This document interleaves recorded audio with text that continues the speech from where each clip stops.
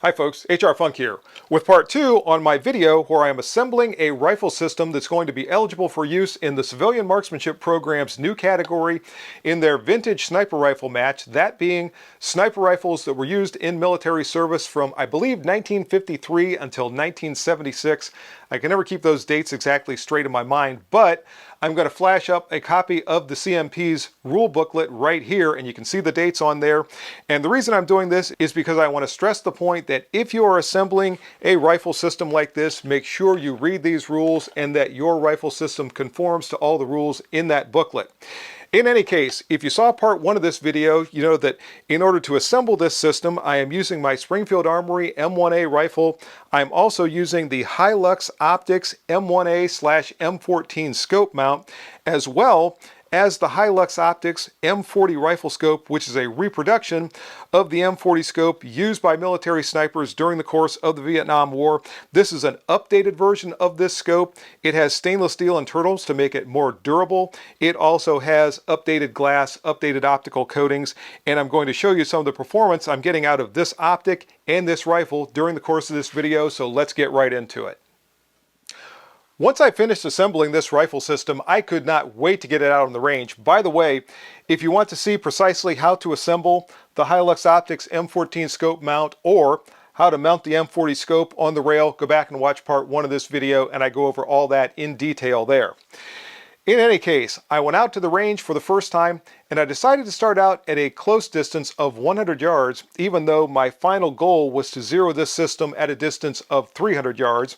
I thought I would start at a rough zero, and what you're going to see in the course of this video is the culmination of several days that I spent on the range with this rifle in order to accomplish everything that I wanted to with it. As I said, I started out at a distance of 100 yards. And what I found out pretty quickly was, first off, the click adjustments for the M40 scope are very precise. If I turned them 4 clicks, I was moving 1 minute of angle, or if I turned them more than that, 8 clicks, whatever, I was moving the corresponding distance for my point of impact on the target. But at that distance of 100 yards, I started out hitting very, very high with my first few shots. And as I dialed the elevation down more and more, I got to the point where I ran out of elevation, or declination if you will, since I was going down, and I could not zero the scope at a distance of 100 yards. The best I could do was to get to about 3.5 to 4 inches high for my point of impact at that distance of 100 yards. Now, I wasn't really too concerned about that because, as I said, I wanted to ultimately zero the system at a distance of 300 yards. And for that zero, I know the ammunition that I'm using has to hit about 5 minutes of angle high at 100 yards in order to be point of aim, point of impact at 300 yards.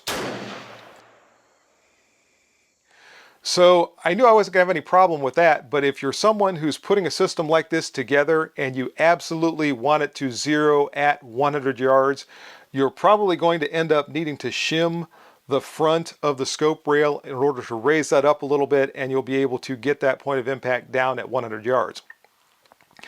Or you could use a hold, which is what I was doing when I was shooting at 100 yards, just to get an idea of what the accuracy was going to look like and just get a few rounds down bore through this system.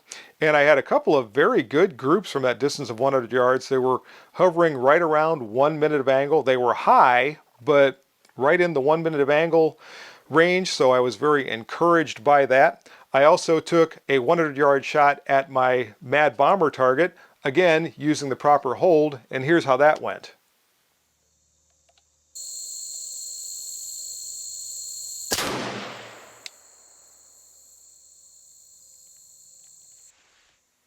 Before I left the 100-yard range that day, I did one final thing, and that was to raise my elevation by 1.5 minutes of angle. As I said, from that distance of 100 yards, I was hitting about 3.5 minutes of angle high. I added 1.5 minutes of angle, thinking that was going to be a pretty good setting for starting out at 300 yards. By the way, something I want to mention about the turrets for the M40 scope. The older version of this scope had turrets that you could actually adjust with just your fingers, and the newer version, I wasn't able to do that. The stainless steel components are not as easy to get a hold of for some reason. So in order to adjust my elevation and windage, I used a penny. That was my tool, and I had no problem whatsoever. The clicks were very distinct, and as I said, the movement of my point of impact was very accurate depending upon the number of clicks that I added to either my windage or my elevation. So the next day it was time to stretch the legs of my new system, and my first stop on that day was the 200-yard range. And the only reason I stopped by there was just as a double check, because with the setting that I had left on my scope from the previous day, I knew that I should be hitting about 6 minutes of angle high at that distance of 200 yards, and I just wanted to double check that so there were no surprises when I got to 300 yards. And when I got everything set up and started to fire, I fired this very nice 3-shot group from that distance of 200 yards, and it was 6.25 inches high. So I was feeling very, very good about the setting that I had on my scope moving to 300 yards. And I thought, what the heck, before I left the 200-yard range, I took another shot at my Mad Bomber, and here's how that went.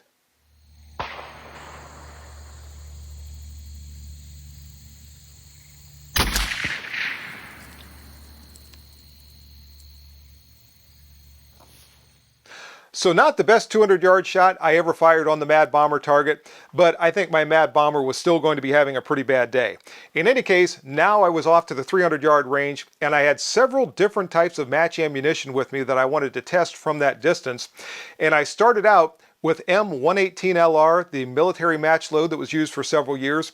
And when I started firing, I wasn't making any effort to adjust the elevation or really even the windage, because I knew that I was going to settle on one type of ammunition or another, and I will do my final dial in for that. So you see, some of these groups are going to end up being a little bit low. Some of them are looking pretty good, and I'll talk about a couple of the sight changes I made as I work my way through the course of the video. Anyway, first up, M118LR from that distance of 300 yards. Here's what it looked like.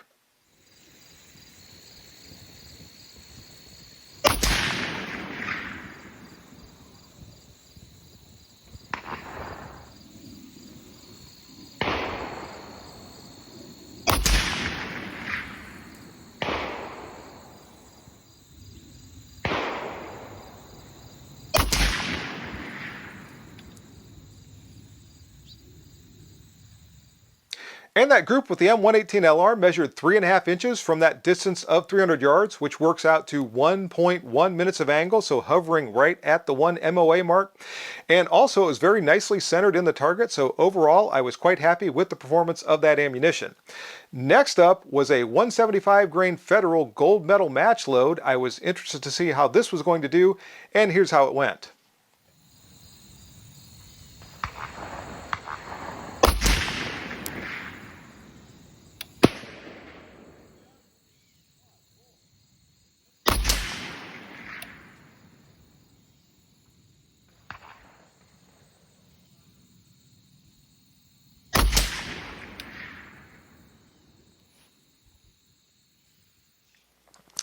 So that 3-shot group with Federal gold medal match 175 grain load ended up with 2 shots that were within 1 minute of angle of each other. Obviously the point of impact was a little bit lower than it was with the M118LR, but one shot was very low. In fact, I think the overall group measured 5 3/4 inches. I know it worked out to 1.8 minutes of angle, and I strongly suspected that second shot that was so low was a bad shot on my part. Now, in my defense, when I'm recording one of these videos, it's not like just settling into position and firing shot after shot after shot and evaluating each shot and making corrections and all that. I'm constantly in and out of position, up and down range, adjusting cameras, doing different things. So I had that to contend with, as well as, and some of you who have done a lot of shooting in different weather conditions will understand this, this was one of those days that started out relatively cool. It was in the mid-50s when I woke up, and this is September in Ohio, so the sun came out very brightly and the temperature on the range increased very, very rapidly. In fact, by the time I was recording this, we were in the mid-70s. The result of all that was I had a lot of mirage coming off the range. Now, the good part about that is I could tell how the wind was influencing the mirage, which helped me with my hold a little bit.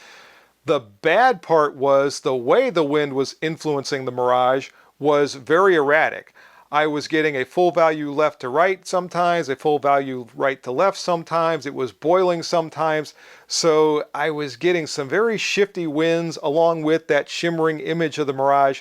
So that's part of the reason you see some of these groups open up a little bit, particularly going out a little bit wider one way or the other. Either I just was getting that movement in the Mirage, or maybe I missed a wind shift. In any case, coming back to the 175 grain federal gold medal match, as I said, I suspected that that second shot fired was just a bad shot on my part. So I had 2 more rounds of the federal gold medal match. I went back to my shooting position and I fired out those 2 rounds to add to the group that I already fired. And here's how the last 2 shots looked.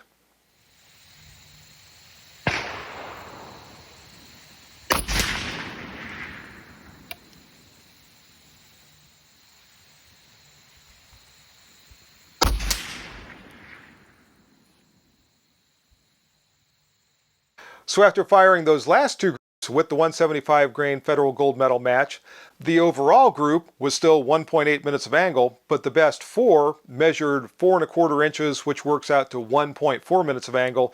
So it was much, much better. So either the rifle didn't like that ammunition quite as well as it liked the M118LR, or maybe I just wasn't shooting it as well. In any case, it was time to move to the next ammunition. This time around, it was going to be Hot Munitions 168 grain match ammo, and here's how that looked.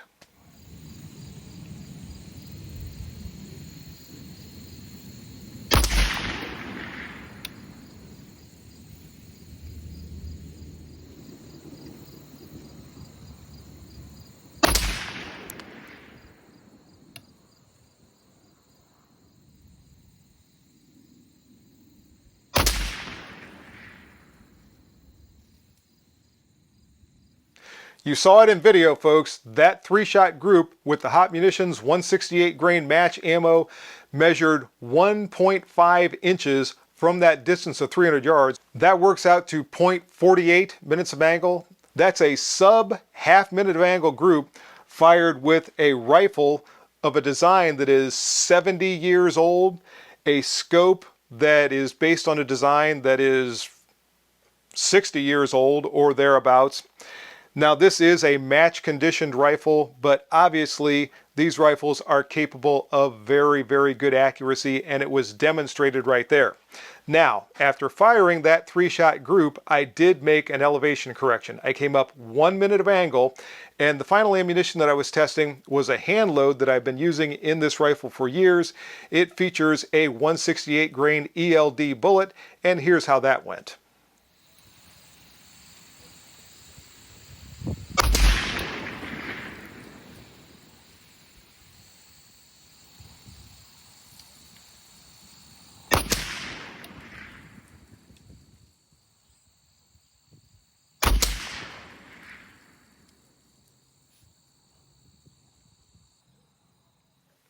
As you saw, that last 3-shot group was pretty nicely centered in the target. So when I added that 1 minute of angle to my elevation, it moved the proper distance on the target.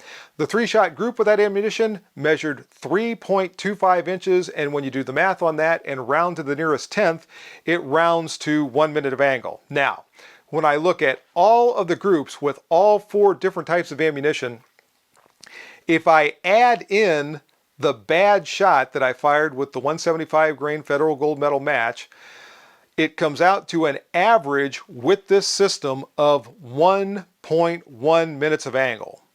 So just barely over 1 minute of angle average for this rifle system using all those different types of ammo. If I delete that one bad shot that I fired and run the numbers, the average accuracy for this system was 0.995 minutes of angle. So essentially, this is a 1 minute of angle system with my M1A rifle and the Hi-Lux M40 scope. So I was very, very happy with the way this performed. I'm finally going to dial it in with one of those types of ammunition, and it really looks like the HOP 168 grain is a strong contender. It actually shot even a little bit better than my hand load. The other thing that I did while I was out at the range was I was able to get a shot through the scope with my camera, and I want to give you a look at the reticle for this scope. When you see the two stadia lines at the top of the reticle, those are used for estimating distance. And if you bracket an item between those two stadia that is 18 inches high, and then look at the scale in the lower right quadrant of the scope, whatever number is at the very bottom of the scale is the distance to the target. Now, obviously, you still have to know the trajectory of the bullet in order to employ the proper hold, or if you have time, you can apply whatever the proper correction is to your elevation setting in order to make that shot. But that's the way the reticle works, and this is the same reticle that was employed by those scopes used by the military all those years ago. At the end of the day, I'm extremely happy with the performance of my newly assembled vintage sniper rifle system. Everything worked the way it was supposed to. There were no issues with the mount coming loose or anything like that. The accuracy, as you saw, was very, very good, and I can't wait for the next time that I get it out on the range. I want to say thanks once again to Chris and Scott from Hi-Lux Optics for supplying the mount and the optic for this video. Without their assistance, this would not have been possible. Thanks to all of you for watching. If you have any questions or comments, as always, make sure you forward those to me. Remember to stop by my website, hrfunk.com. Check out the news and information page to see all the latest things going on with me and the channel. And go by the products page, because a lot of the products I've featured here on the channel have links on that page, and there's information beneath some of those links that'll save you some money if you decide to make a purchase. See you next time, folks. And until then, good shooting. Bye-bye.